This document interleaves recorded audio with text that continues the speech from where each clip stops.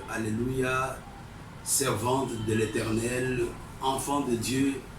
C'est un privilège pour moi de vous retrouver ce premier mardi du mois de février 2021.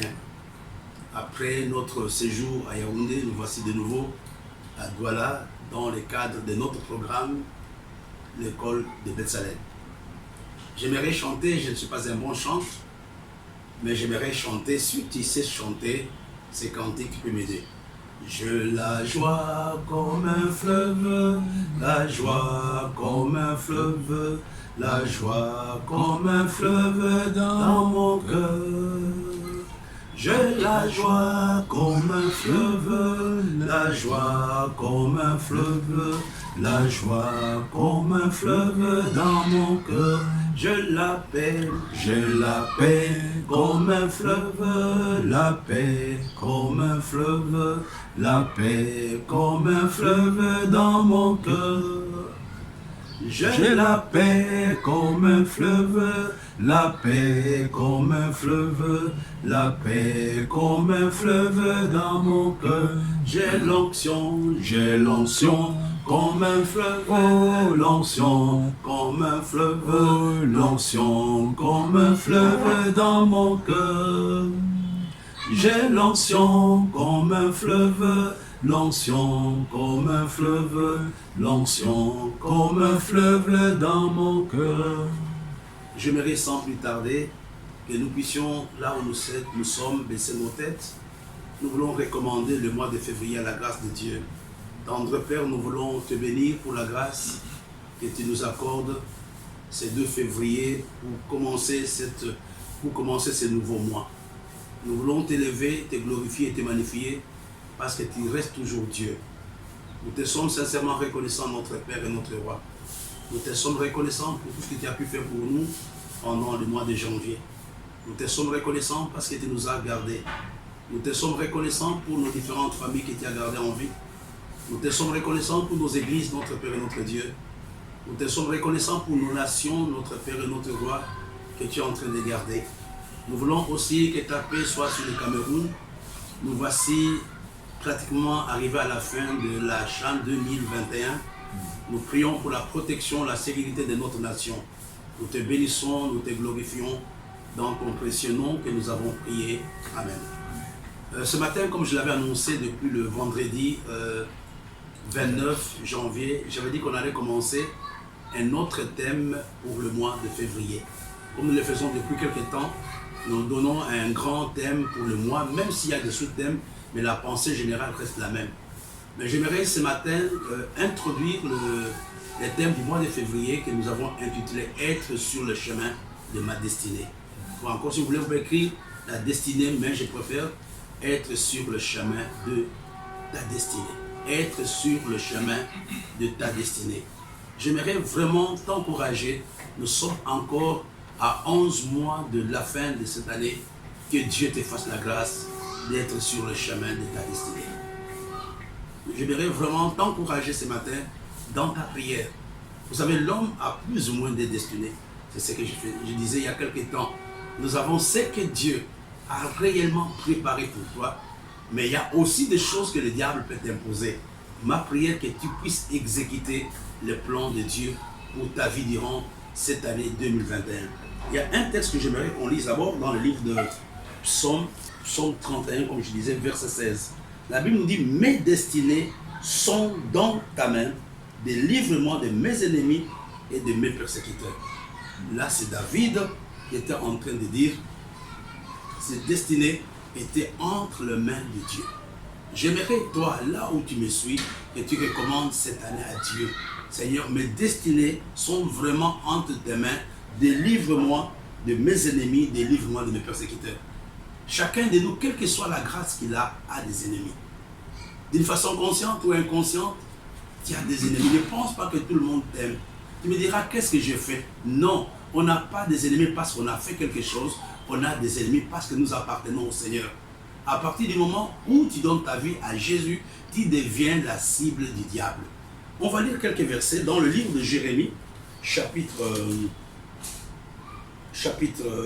1, verset 5, un texte classique que nous connaissons tous. La parole de Dieu nous dit, avant que je t'ai formé dans le ventre de ta mère, je te connaissais. Et avant que tu fusses sorti de son sein, je t'avais consacré et je t'avais établi prophète des nations. Donc ici, Dieu nous parle clairement de la destinée de Jérémie. En fait, la destinée de Jérémie, Dieu l'avait déjà écrite avant même que Jérémie ne soit né.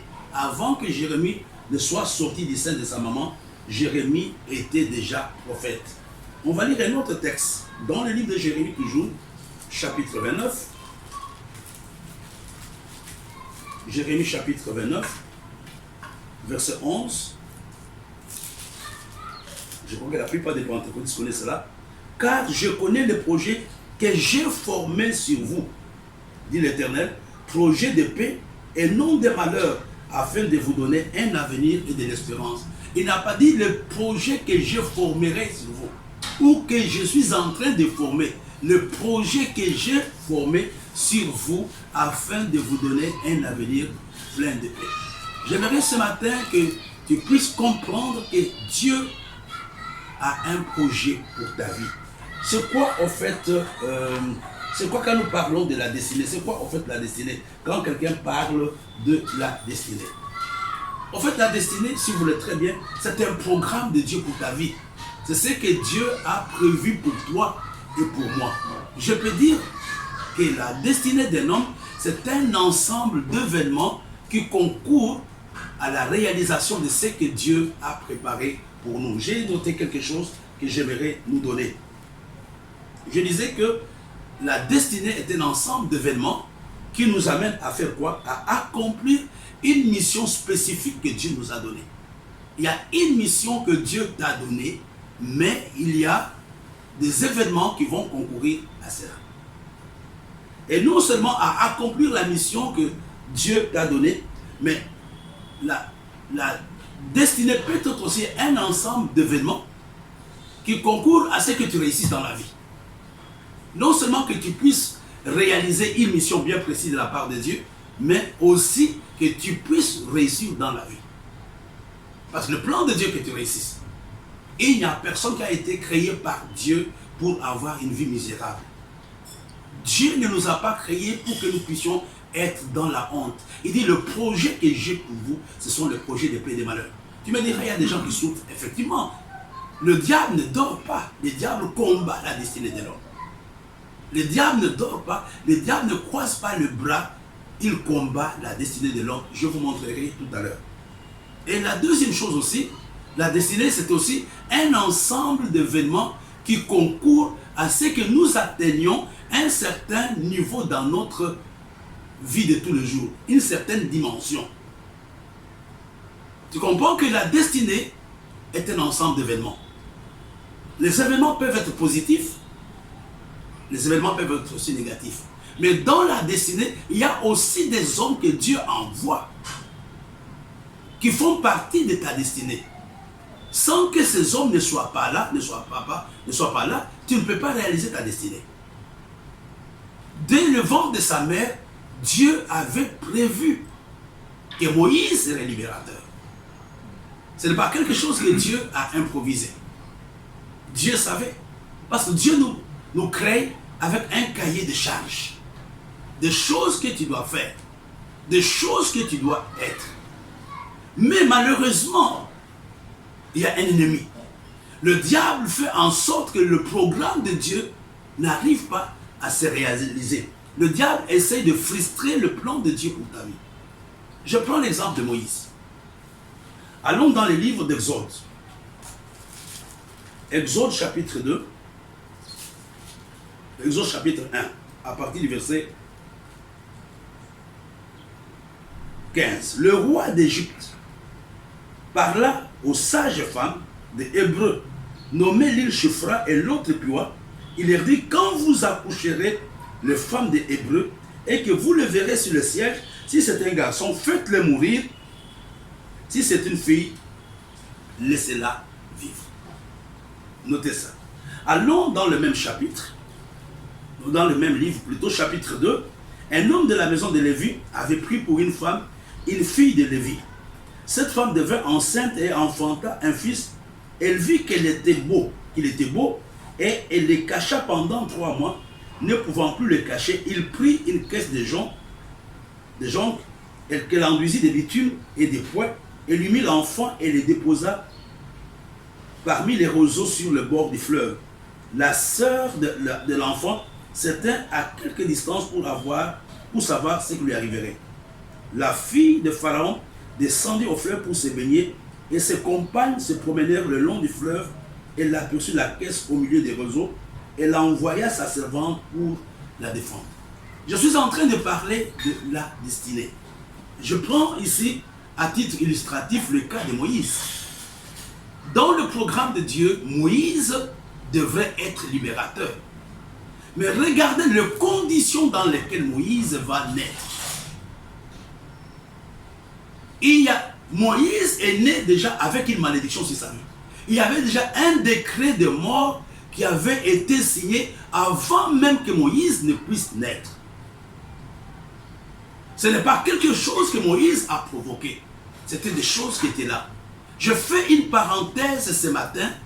Je voudrais parler à quelqu'un ce matin que tu dois lutter pour ta destinée. Il y a un programme que Dieu a déjà tracé pour toi, mais il y a un ennemi qui s'y oppose. Regardons ensemble le cas de Moïse. Moïse, je disais que dans la destinée, il y a des circonstances, il y a des événements, mais dans la destinée, il y a aussi des personnes. Et les premières personnes qui vont aider la destinée de Moïse, je les appelle le maire des destinées. C'est d'abord les sages femmes. Les sages femmes étaient les premières personnes à voir Moïse. Avant même que sa maman ne la voie, parce que la sage femme voit l'enfant avant que l'enfant ne puisse naître. C'est la sage femme qui remet l'enfant à sa maman. Ce sont ces femmes qui ont vu pour la première fois Moïse. Quand Moïse a été en contact avec la terre, ce sont elles qui vont voir Moïse. Regardez, il y avait déjà un décret de mort sur la vie de Moïse.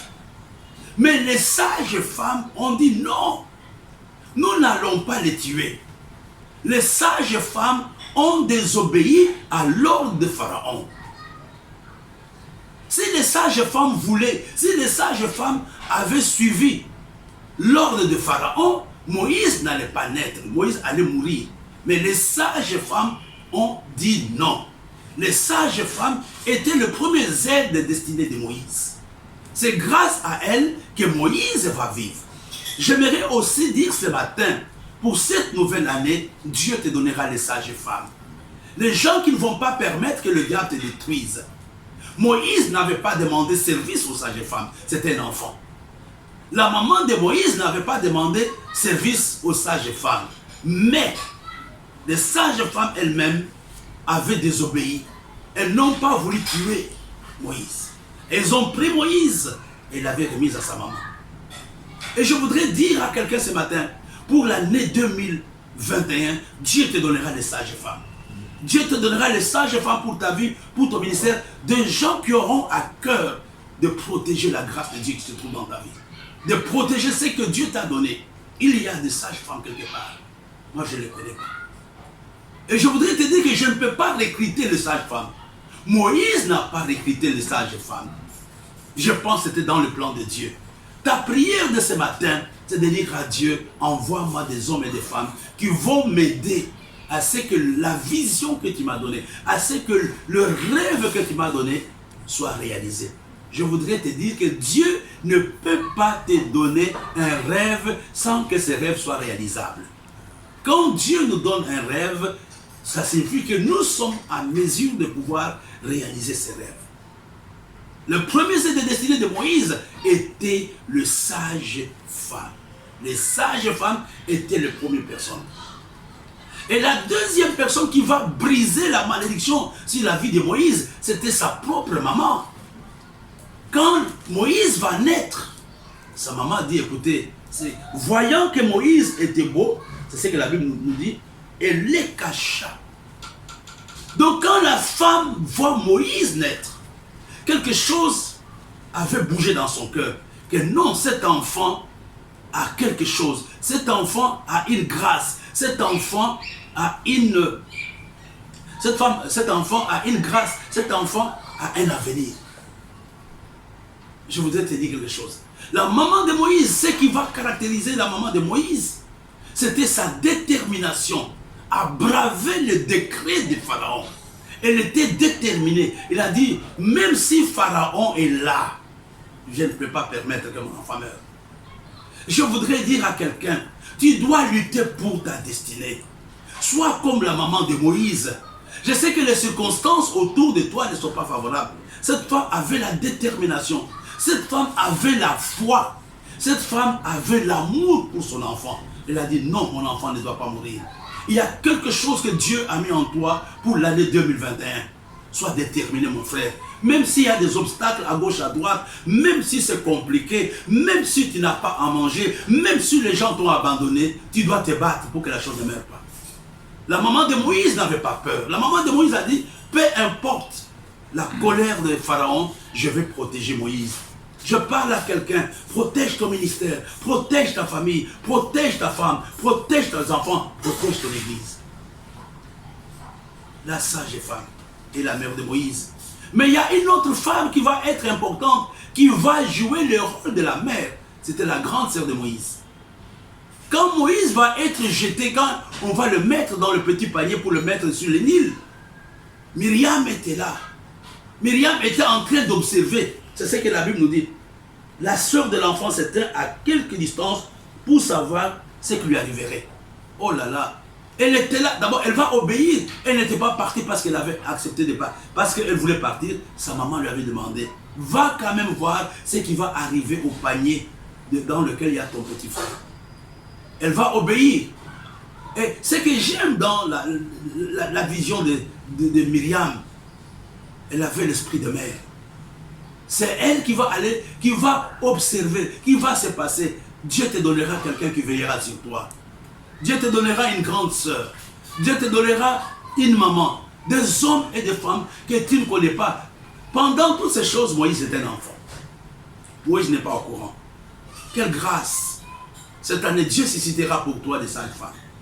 Quelle grâce. Tu auras une maman qui va, même à ton insu, il y aura quelqu'un qui va veiller sur toi, qui va veiller sur ta santé, qui va veiller sur ton ministère, qui va veiller sur tout ce que tu es. C'était le rôle de Myriam. Myriam était là pour voir ce qui allait arriver dans la vie de Moïse.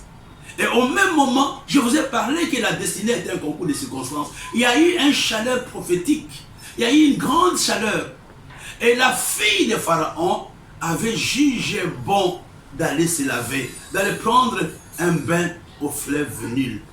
Oh, je voudrais dire ce matin que toute chose concourt au bien de ceux qui aiment Dieu. Il y a des concours de circonstances par lesquelles tu vas passer, mais ces circonstances ne doivent pas te décourager. Ces circonstances vont t'aider à entrer dans ta destinée. La sœur de plutôt la fille de Pharaon est partie au fleuve Nil et elle va voir le petit panier qui était en train de flotter sur le fleuve Nil, la destinée. Et puis elle envoie des gens pour aller voir mes bien-aimés. Il y avait quoi dans le panier? Quand on a ouvert, il y avait un petit garçon. Il y avait Moïse dans le panier. Moïse était dans le panier. C'était un enfant de Hébreu. La logique, ce qui était logique, ce n'était pas la nièce de Pharaon, c'était la fille de Pharaon qui connaissait la loi, qui connaissait l'organisation ou les décrets royaux. On pouvait étrangler Moïse dans le panier. Mais, oh là là, la fille de Pharaon va adopter Moïse. Va adopter Moïse. Elle est devenue l'enfant de la fille de Pharaon. Elle est devenue le petit-fils. Elle avait droit au trône. Elle était héritière de Pharaon. Et pendant ce temps, quand la fille de Pharaon ne savait quoi faire avec Moïse, c'est pendant ce temps que Myriam se cachait quelque part. Elle arrive que moi, je peux vous chercher quelqu'un qui peut aider cet enfant, qui peut l'élever. Oh là là là là. Et Myriam était là. Et la fille de Pharaon n'a pas demandé, mais comment tu es au courant? On a donné la fille, on a donné plutôt Moïse à la fille de Pharaon, qui est rentrée avec l'enfant et l'a donné à la maman de Moïse pour l'élever et l'éduquer. J'aimerais ce matin que les choses que tu as perdues, que cette année 2020, que tu les retrouves. On va te payer pour tes efforts. Quelqu'un me disait, papa, tu as beaucoup travaillé, il faut que Dieu te récompense. Oh là là, j'aimerais ce matin que Dieu te fasse passer par des circonstances cette année extraordinaires qui vont te rapprocher, qui vont protéger ta destinée, qui vont protéger. Regardez le cas de Moïse, comment les choses se mettent en place. Les sages femmes, personne ne va leur demander le service, mais elles vont quand même protéger Moïse. Sa maman va se battre pour que la destinée de Moïse ne soit pas éteinte. La grande sœur va se cacher. Et la fille de Pharaon viendra. Et nous voyons que Moïse, malgré cela, quand Moïse va grandir, il va quitter la maison de Pharaon. Parce que ce n'était pas son endroit. Il n'était que là d'une façon transitoire. Ce n'était pas le lieu de sa bénédiction. Ce n'était pas dans la maison de Pharaon. Sa bénédiction se trouvait ailleurs. J'aimerais ce matin aussi que tu quittes la situation dans laquelle tu te trouves. Ça bloque ta grâce, ça bloque ta bénédiction, ça bloque ton miracle. Même s'il y a des avantages, Dieu t'attend quelque part. Moïse a quitté, malgré la colère de Pharaon, il a quitté la maison de Pharaon. Parce qu'il voulait accomplir sa destinée. C'était le libérateur d'Israël. Et malgré cela, ça n'a pas été facile. Qu'est-ce qui va se passer? Il va tuer un homme. Je voudrais dire à quelqu'un que sur le chemin de la destinée, il y a des succès. Sur le chemin de la destinée, il y a des échecs. Sur le chemin de la destinée, il y a la joie. Sur le chemin de la destinée, il y a des frustrations. Et après, Moïse va lutter pour sa destinée. Il va combattre contre Pharaon jusqu'à ce qu'il puisse accomplir pleinement sa mission. C'était un exemple que j'ai voulu te donner ce matin. Je voudrais ce matin que Dieu nous fasse la grâce d'avoir des sages femmes. Que Dieu nous fasse la grâce d'avoir des grandes sœurs. Que Dieu nous fasse la grâce d'avoir des mamans. La sage femme, la grande sœur, le maman, ce sont les hommes et les femmes que Dieu mettra sur le chemin de ta destinée. C'est possible par la prière. Nous pouvons compter sur la grâce de Dieu cette année pour que notre destinée se réalise. Nous pouvons compter sur notre persévérance. Quand nous lisons dans la vie de Moïse, nous voyons qu'il y avait la persévérance. Nous pouvons compter sur la grâce, sur la prière et sur la persévérance. J'ai voulu ce matin parler à quelqu'un qui est en train de me suivre. Je vais terminer rapidement parce qu'aujourd'hui c'est un message introductif. On aura l'occasion de voir quels sont les principaux ennemis de notre destinée. Ce sera la conclusion. Et ceci, je reviendrai là-dessus dans la suite.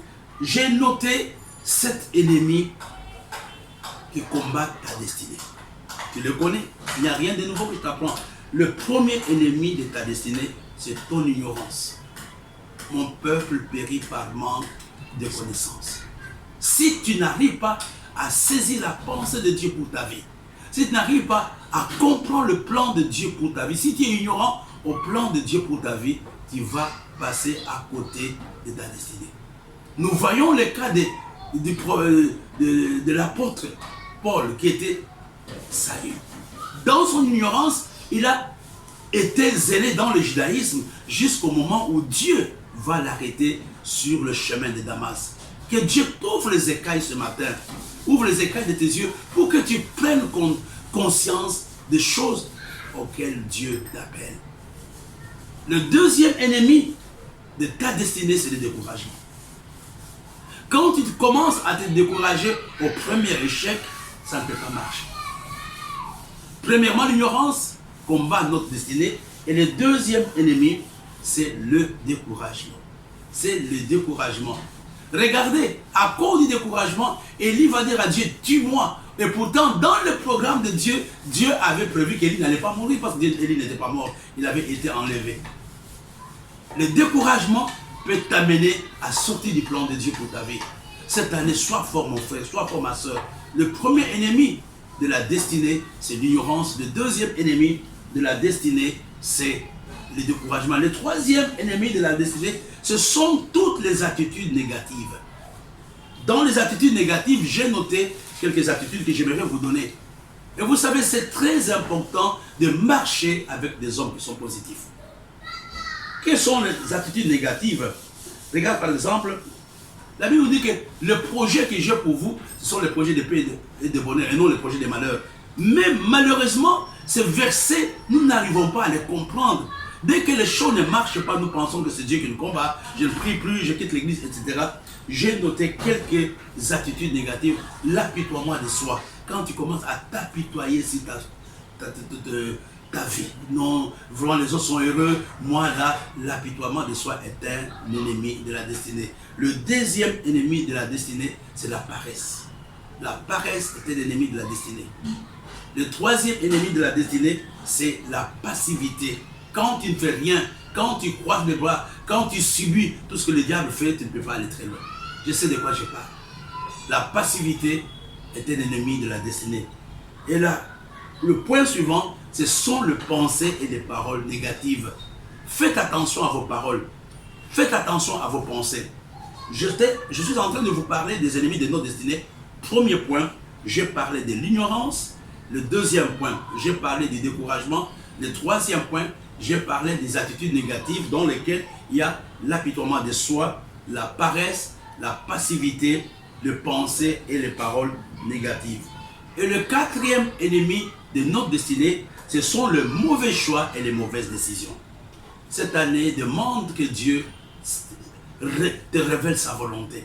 Les mauvais choix et les mauvaises décisions peuvent nous faire passer à côté de notre destinée. Le cas de Saül, il avait fait un mauvais choix en allant travailler dans le judaïsme. Que Dieu t'aide cette année, que Dieu corrige ta destinée, qu'il t'amène dans ce qu'il a réellement préparé pour toi.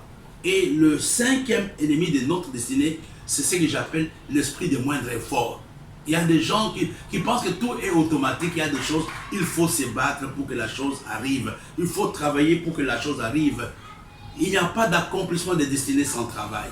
Il faut travailler sur tous les plans. Travailler sur le plan spirituel, matériel. Donc tous les travails, la destinée s'accomplit grâce au travail. Mais si tu es un paresseux, si tu es un homme qui ne sait pas se battre, tu ne peux pas avoir le résultat. Le sixième ennemi, nous allons terminer, de notre destinée, c'est l'absence de la repentance et de consécration. Quand on n'arrive pas à se repentir, quand on n'est plus capable de nous attacher à Dieu, nous risquons de passer à côté de notre destinée. Et le dernier point, le dernier ennemi de notre destinée, c'est le refus de me soumettre à la volonté de Dieu. Marie a dit, je suis la servante du Seigneur, qu'il me soit fait selon sa volonté. Je te bénis ce matin pour cette nouvelle année.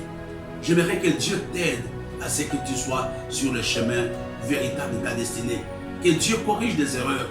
Et je suis certain, à partir d'aujourd'hui jusqu'au mois de décembre, tu entreras dans ta destinée. Peu importe la colère de Pharaon, tu seras libérateur. Dieu mettra sur ta route des sages femmes. Dieu mettra sur ta route des hommes et des femmes qui vont t'aider à réaliser ta destinée. Je sais que toutes choses concourent bien de ceux qui aiment Dieu. Les choses seront difficiles, les choses seront compliquées, mais rassure-toi que ces choses ne vont pas arrêter le programme de Dieu pour ta vie. Ces choses ne vont pas arrêter ce que Dieu a réellement préparé et prévu pour toi. Que Dieu te bénisse, mon frère. Que Dieu te bénisse, ma soeur. Il n'y a rien qui va t'arrêter. Tu finiras glorieux. Tu entreras dans ta destinée. Même si Pharaon est fâché, tu arriveras à destination. Même si Jézabel est là, tu ne mourras pas, tu seras enlevé. Que Dieu te bénisse. Rendez-vous ce vendredi 5 février pour la suite de notre programme. N'oublions pas notre programme matinal de 6h30 à 7h30. Et nous sommes dans le temps des jeûnes. Cette semaine, c'est la dernière semaine parce que la fin des jeûnes interviendra le dimanche 7. Merci pour ceux-là qui sont en train de prier. Priez pour nous et Dieu nous aide à être utile pour chacun d'entre nous. Au nom de Jésus que nous avons prié. Amen. Jesus, you love me too much, oh, too much, oh, excess love, oh.